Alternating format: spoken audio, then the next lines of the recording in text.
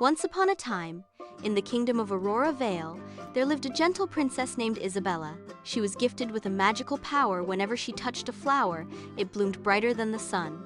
The people adored her, for her gardens kept the kingdom beautiful and full of life. But in the dark mountains nearby, an envious sorceress named Morwenna hated Isabella's gift. She cast a curse over the land, turning all the flowers into stone. The once colorful kingdom became gray and lifeless. One evening, while Isabella wept in the garden, a mysterious young man appeared. He was Prince Elias from a faraway kingdom. He, too, had a secret gift. He could summon light from his hands, powerful enough to chase away shadows. "Don't lose hope, princess," Elias said kindly. "Together we can break this curse." The princess and prince set off on a magical quest. They traveled through whispering forests, across glowing rivers, and into caves sparkling with crystal light. Along the way, Isabella's kindness won the friendship of a talking owl and a playful unicorn who joined their journey. At last, they reached Morwenna's dark tower. The sorceress laughed wickedly. "You cannot defeat me. My magic is stronger than both of you." But Isabella held up a single enchanted rose, the only flower left alive in the kingdom. With her touch, it glowed with pure magic. Prince Elias raised his hands, filling the room with blinding light. Together, their powers merged light and nature, weaving into one brilliant force. "Goodness and hope are stronger than your darkness," Isabella cried. The spell shattered with a thunderous boom. The stone flowers across the kingdom burst back into life, painting Aurora Vale with brilliant colors. Habble habble have, Morwenna disappeared into shadows, never to return. From that day, Prince Elias and Princess Isabella ruled side by side. Their powers combined to protect the kingdom. Wherever they went, flowers bloomed and light shone, reminding everyone that love, kindness, and courage are the greatest magic of all. And so, they lived happily ever after. Once upon a time, in the kingdom of Lunaria, there lived a gentle and kind princess named Princess Elara. She had golden hair that sparkled like sunlight and a heart full of kindness. Every evening, she would wander into the palace garden and talk to her best friend, a colorful parrot named Pico. The princess and the parrot Pico wasn't an ordinary parrot. He could speak the language of humans and even tell stories from lands far, far away. His feathers glowed at night, like little lanterns guiding Elara through the dark. His role was to warn Elara of dangers and keep her company when she was lonely.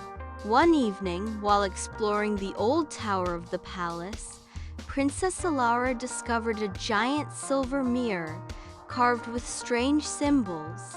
Pico tilted his head nervously. "Princess, that's no ordinary mirror," he squawked. "It's enchanted." But before Elara could step away, a swirl of dark smoke filled the mirror, and out came the wicked witch Morgana. Hubad Witch Morgana had been trapped inside the mirror for 100 years. She was tall, with a cloak as dark as midnight and eyes that gleamed like fire. Her special power was capturing souls inside her mirror, keeping them trapped forever. "You have set me free, little princess," Morgana hissed, "and now you will take my place inside the glass." Before Elara could run, the witch waved her staff, and the princess was pulled into the mirror. She found herself in a strange crystal world, where everything was cold and voices of trapped souls whispered around her. The parrot's courage Pico, though small, flapped his wings bravely. "I must find help," he said. So he flew across mountains and rivers, searching for the only one who could save her, Prince Kale, the brave prince of the neighboring kingdom. Prince Kale was known for his courage, but what made him truly special was his companion, a magnificent flying horse named Zephyra, with wings as wide as clouds and hooves that shimmered like starlight. When Pico reached him, he cried, "The princess is trapped in a mirror by the wicked witch. Only you can save her." Without a moment's hesitation, Kale leapt onto Zephyra's back, and together they soared into the night sky, following Pico's glowing feathers as a guide. At the palace tower, Morgana laughed, her mirror glowing with power.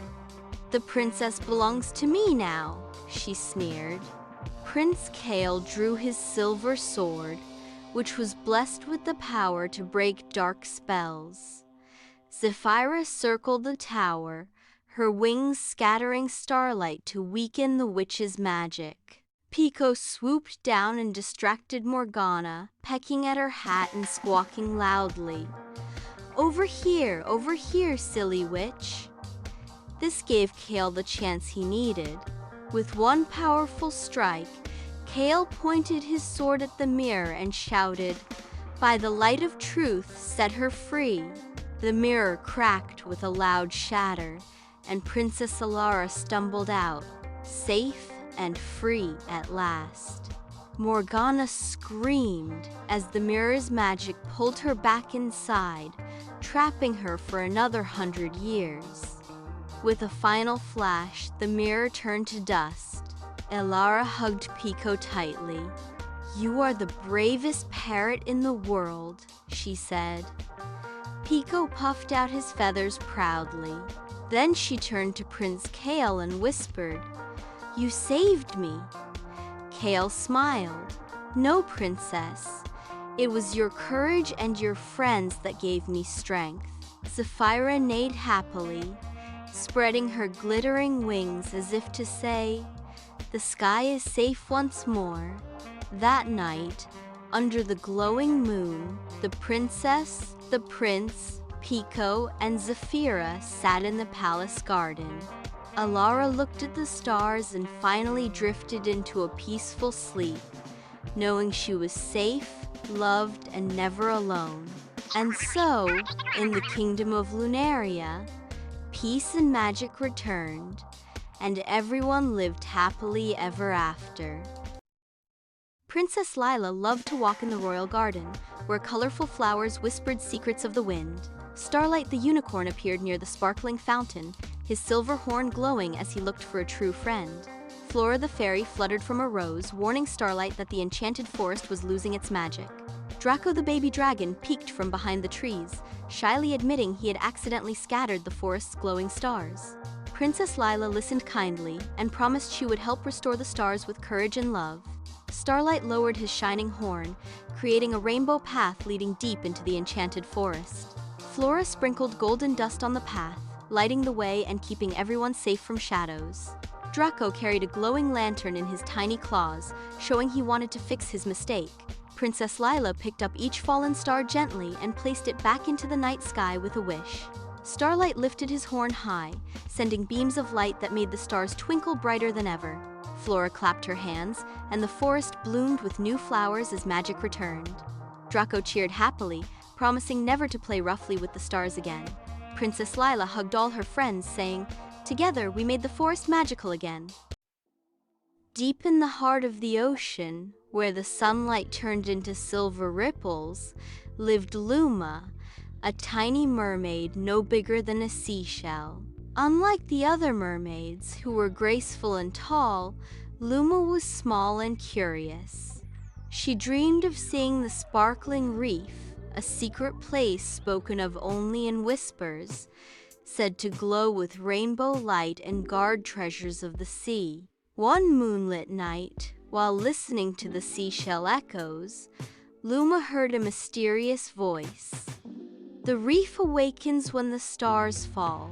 Follow the silver tide." Determined, Luma packed her pearl satchel and swam off. As she traveled, Luma faced mysterious challenges.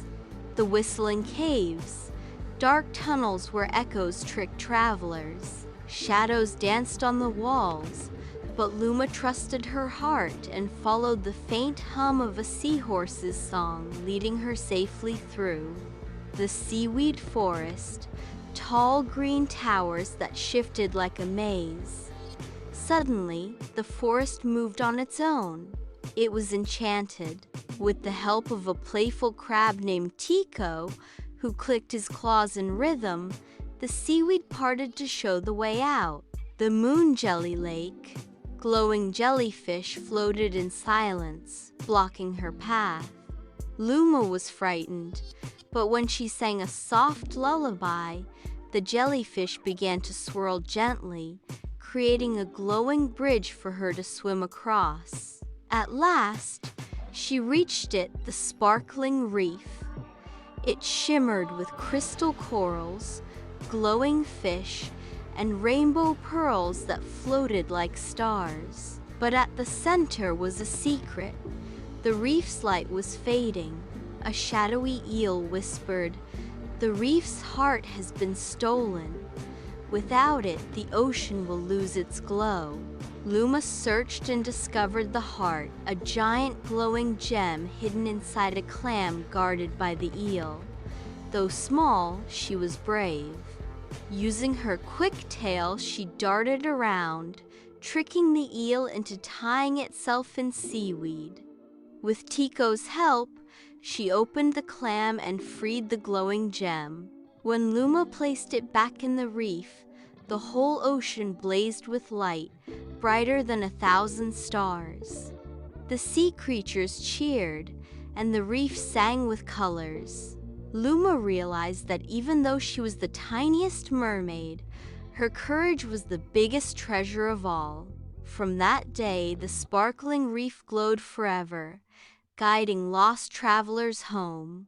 And every time a child gazes at the glittering sea, they see the light of Luma's brave heart shining back.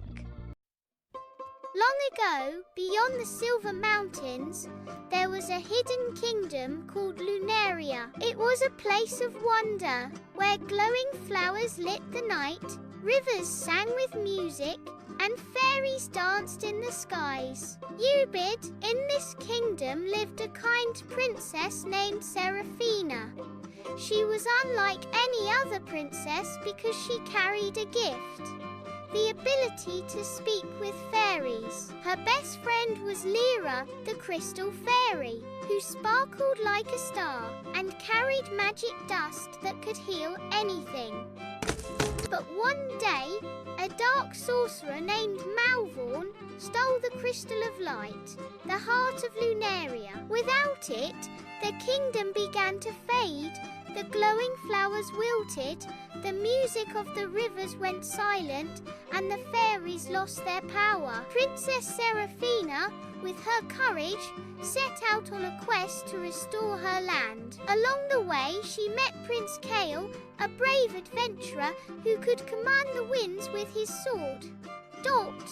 He joined her, promising to help bring back the light. Together, they faced enchanted forests full of whispering trees, crossed bridges guarded by trolls, and solved riddles given by talking owls. Each step tested their kindness and bravery.